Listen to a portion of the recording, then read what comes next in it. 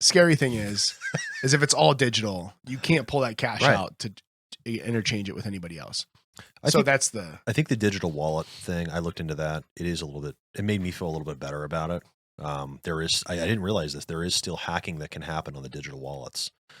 They can mirror the digital wallet and things like that. Kind of. The hacking though that a lot of people talk. So when 99% of the time when you see Bitcoin got hacked or Coinbase got hacked and all this Bitcoin got stolen or whatever it is that Bitcoin got stolen. I was thinking of that meme. One does not steal Bitcoin. You can't.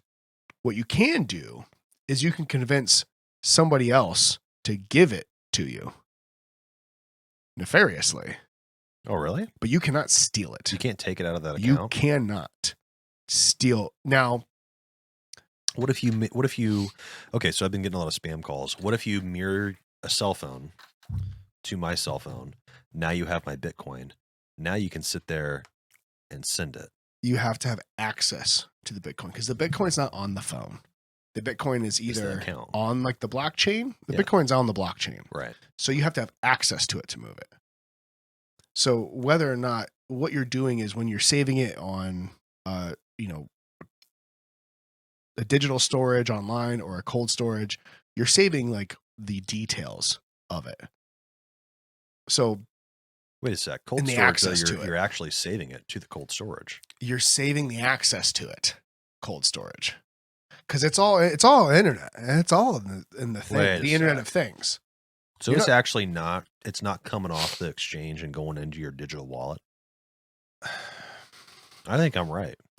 Well, that's what I'm saying though. It's the access. Like without having, because no, it doesn't come off it does come off the exchange. The access to it comes off the exchange. But the Bitcoin's, it's still on the blockchain. It's all the blockchain. It's access to the blockchain. Right. The blockchain is written. Right. It's all written. So what you're doing when you're buying Bitcoin is you are buying that little chunk of blockchain and you are buying the access to it. So each, Satoshi has its own little address. Satoshi. I know what it is. Yeah. So a Bitcoin can be broken down into like, was it 1 trillion Satoshis or 100 million Satoshis or something like that? Yeah. So because think about this, if you have a cold storage wallet, right? A little USB thing and the whole boat accident. Oh, I lost it in a boat accident. Yeah. Well, if you have the seed phrase, you can still get to it because the seed phrase is able to, it's their very last password. Yeah. To be able 24 words or whatever. Right. To get access to that blockchain and pull those. So if your USB were to get destroyed, you can still access it. Bro, so what if the government, right? The central banks, what if they say, fuck Bitcoin, we're taking all that shit off the internet, we're scrubbing it? They can't. It's the internet, unless they were to take down the internet. You don't think they can kill people? You don't think they're not going to take down the internet for that? Yeah, okay. But here's the point to that. If they take down the internet, we got a lot more problems than I just lost my Bitcoin. You would think that. As a civilization. Yeah, but what if it happens slowly? We still have a lot more problems than I just lost my Bitcoin. You don't think that happens today is limited internet access, which is what's happening in other countries? Yeah, but anywhere you can have internet access, you can get to Bitcoin. But it's limited. You can't get to the Bitcoin. I'm going to limit it from you. I'm going to put a firewall up. False. I don't know. You can still, you have the ability. If you have internet access, you have the ability to get to Bitcoin. It might be more difficult if you're living in a place like North Korea. What if they wipe the ledger off the face of the earth? You can't, because it's all saved by so you talk about people talk about the miners a lot. They call them Bitcoin because those people that are doing the mathematical problems, they're getting the Bitcoin. Yeah. But once all the Bitcoin's mined, the miners aren't going to have anything to do. Well, they'll have something to do, but not mine. There's nodes. Are they still going to get rewarded after they get done mining? If they turn it into a node, they could. So a node. Can you be a node today? You can. Okay. I could be a node. You could be a node. Tony would be a node, but our cell phones could be. What would happen is I would make Tony a node. He wouldn't do it himself. Yeah. But he's too busy working all his jobs. Yeah. But anybody can be a node. Mm-hmm. And there's different levels of it. But essentially what it is you're hooking your computer up to the Bitcoin blockchain and you are verifying transactions. Yeah. Yep. So people do that around the world. Thousands and thousands and thousands of people do that. They're nodes. That's what runs Bitcoin. So Bitcoin is NFTs, but with zeros and ones. You're trading your chunk of zeros digital and ones. asset space. Yes. Yes. Which an NFT is just a fancy way of having a picture on top of Yeah, it. an encrypted electronic thing that just happens to be a picture. I may just have gotten what NFTs are. Yes. But the NFTs are you could just sit But here you can and draw create a them picture that says fuck and say Fred. it's basically a signature. Oh, An NFT yeah. is like a digital signature. Like I made this NFT. Here's my digital signature of this is real. Yes. Yeah. Bitcoin has 21 million. Only 21 million can ever be created. Oh my gosh. I could make so many NFTs right now. It'd be hilarious. So that's the difference between Bitcoin and anything else. Mm-hmm. There's no more of it. That's how the equation and algorithm, all these things were worked out. Whereas this is it's controlled by everybody. Yeah. And like when people when the hash rate, you hear about that too, like the hash rate goes down. There's not as many miners. Oh my God, China blocked all the miners, and then they moved somewhere else. The hash rate went way down. Well, until it auto adjusts. Yeah. Like the whole program is just like this almost artificial intelligence in a sense. Okay. To where it auto regulates for how much input and exports being put into it, but it's all capped. Like no one can manipulate it. I would just be curious to see if anybody could try to take it out. Obviously, they tried. Yeah, but obviously, if like you've got central banks that own the majority of Bitcoin, doesn't matter how much you own. It measures how much. Oh yeah, that is the right. Interconnectiveness. Yeah. It's the nodes. So you'd have to have a 51%, at least a 51% node attack, and there are a lot of nodes. So you'd have to it would be maybe someday, that's what they've talked about. Maybe someday if like quantum computers become a thing, then that could be an issue for Bitcoin.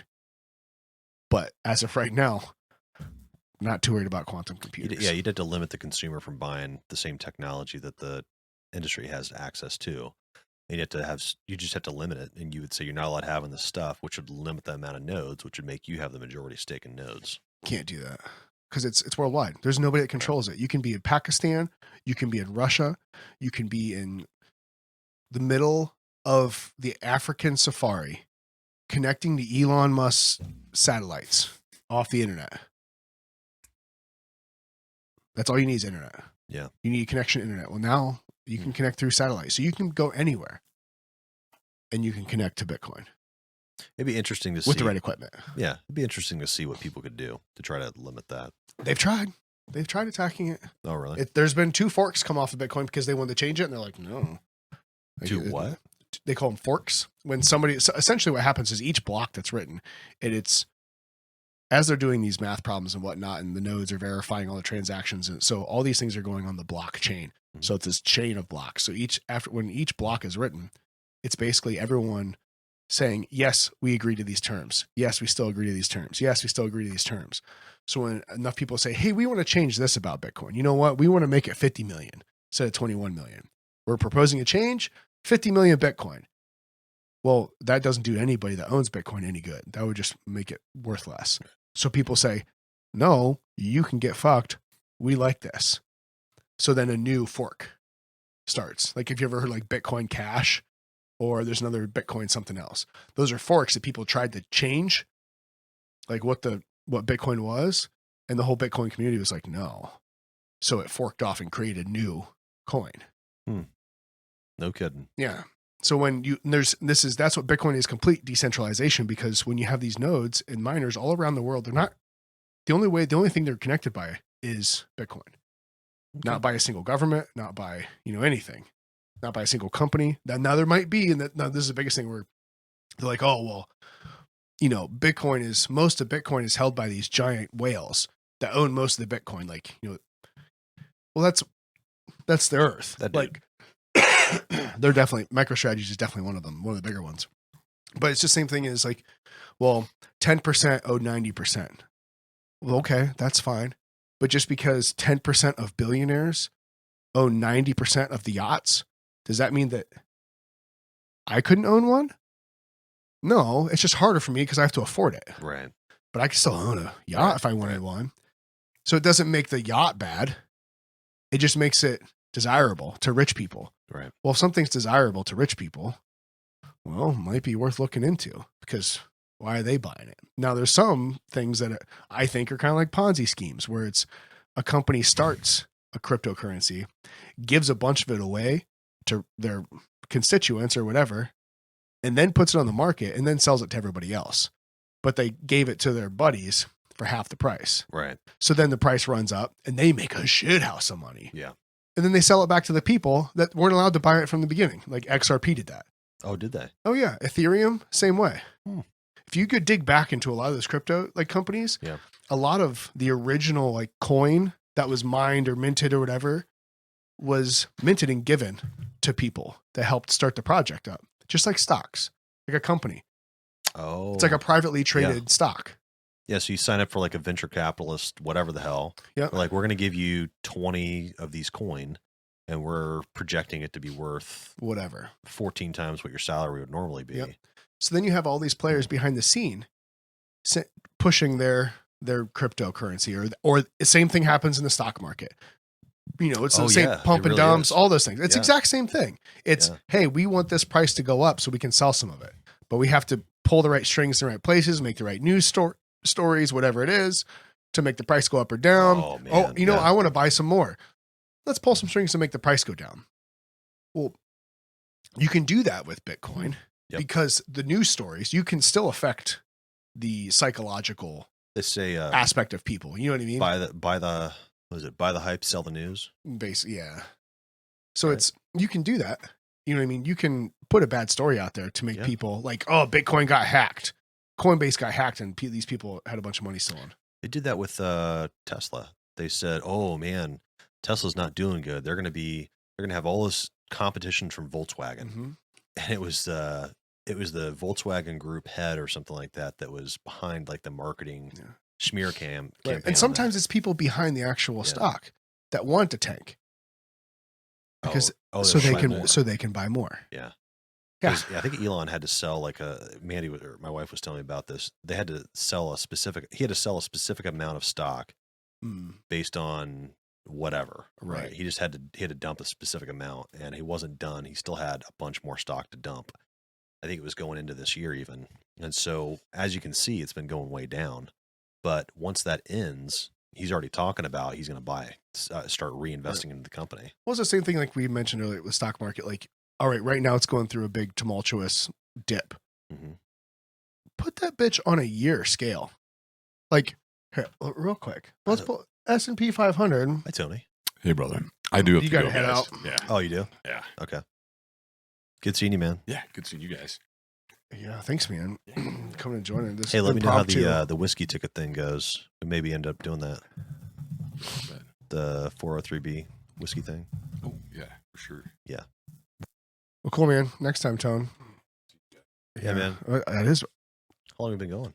I don't know how long. It's almost, a couple hours. Been over a couple hours. Oh, okay. But we can rip this up because you look at this right here. So this is the big drop they're talking about. So we'll just use the S&P 500. It's down from 45.37 to, this is a day. Sorry. Here we go. Year. Don't forget your cherries, man. No chart available. What the heck? Don't forget your peanut butter whiskey. It's going to stay here. That's going to stay. Okay. I'll buy you some for Christmas. Please don't, he said. See you, man. Yeah, so it went from late December, it was basically 4,800. Yeah. And then late January, it dropped down to 4,300. So it was like, oh my God, $500 drop. Like how much, like what a percentage that is in a couple months. Like, oh my gosh, the stock market crash. Put that bitch on a year time frame. Oh yeah. Yep. It was under $4,000. Yeah. So we're still extremely increased in a year. So during the pandemic, when I started really getting into like different things, my daughter got a bunch of money for her birthday. It was a couple $100. Oh, okay. Yeah. So I convinced her to buy like some stocks and like. Oh, really? Yeah. So a little bit, just like, so when she gets paid a little bit here, that she'll like buy like a stock or buy a Bitcoin just to, that's funny. Lesson learned. So she bought one share of the S&P 500 index for her birthday in 2020. So that was when things were still, they bounced back. Holy shit. Go back to 2020. Yeah. So they bounced back pretty good. You can see. How much did she get for Christmas, man? So you can see the 2020 dip right here, right?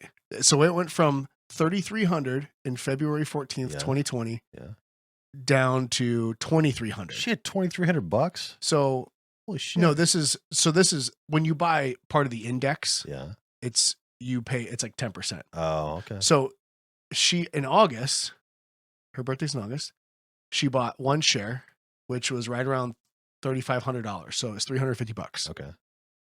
So right now, she went from 350 to 4,500 to 450. $100 $100 off of 350 in a year. Oh, in less Two. than a year. 2 years. 2 years. Okay. Almost 2 years. But you look at that. You look at now. We're talking about up here. This dip. Yeah. This is the big thing they're talking about. Look at the past 2 years. Yeah. That bitch is up Dude. almost 100%. That's what I tell my wife. She's a financial advisor, and I'm just like, tell your clients, literally open up a stocks app, go like this, and then Put click that bitch on the past 5 years. Click on Apple, right? Like- So we'll click on Apple, and if you look, it's 6 years. That's weird. It's usually 5, but it's always going up. Yeah, right. it You're has going to. like, oh, that's 6 months, 5 years. It's Yeah, always going It's up. parabolic. Yeah. And people are like, well, this can't hold. This is a bubble. It's going to crack. No, it's not. Well, Because we keep printing money. So the dollar's not worth nearly fuck all like it used to be. look, So people have Honda's not. Honda's not doing so hot. Well, yeah. Some companies aren't. But some if you look companies at are right across the indexes, board. If you look at S&P 500, Dow, and NASDAQ. If you look at across the board. So that's why this is not financial advice No. by any means whatsoever. But if you look and you were to if you look at the S&P over the max of its lifetime, Yep. all it does, if you hold for more than 5 years, you're going to make your money back. Well, If history continues to go. But you know what I mean? Like that's just, there's no other place. You have to buy land. You have to diversify. You got to buy stocks and this, that, whatever. And to me, a lot of people see Bitcoin and cryptocurrencies as that. I don't. I do see it as a developing technology and a developing investment, but Bitcoin still sets off completely different from everything else for all the things we talked about. It's decentralized. Nobody runs it. It's across the world. Nobody's pulling the strings. There's nothing happening behind the scenes besides people just connecting right. with it. That's it. It's the shell game. It's shells. I'm giving you some of my shell. You're giving me some. Yeah, product. exactly. And there's nobody that has any dominance over the shells. Sure, there might be people that own a lot more shells than some, They still had to buy it. but that doesn't mean they control it. Right. You know what I mean? Whereas Vitalik Buterin, the inventor of Ethereum, who gave a bunch of Ethereum away before anybody else was able to buy it and can create more if he wanted to, or shut it down today instantly if he wanted to. Oh, really? Yeah, because it's all run on different, like if people have access to the program, like people could shut that shit down. Yeah. That's If why they wanted I think to. all the coins in that sense are BS. When you I look- don't necessarily think they're BS. I think there's a lot of technologies that are being built on the blockchain Yeah. using coins because they have to have some kind of transfer unit. I'm not that smart on this shit, but I do know, like, I think there's a lot of technologies that are going to be developed and built off of blockchain technology. Right. But once it comes to that, then I look at Ethereum or any of these other ones like another company. It's just another stock. It's a company that's doing something. Yep. Do I believe in what that company's doing? I don't know. Maybe, maybe not. But Bitcoin is not a company. It's not a stock. It's this decentralized digital asset. Yeah, for sure. I Which think is I think it's weird that it all goes up, but the more interesting part to me is when was S&P 500, when was Dow created, when was NASDAQ created? Oh, it was a while ago. It wasn't a long. Yeah, I mean,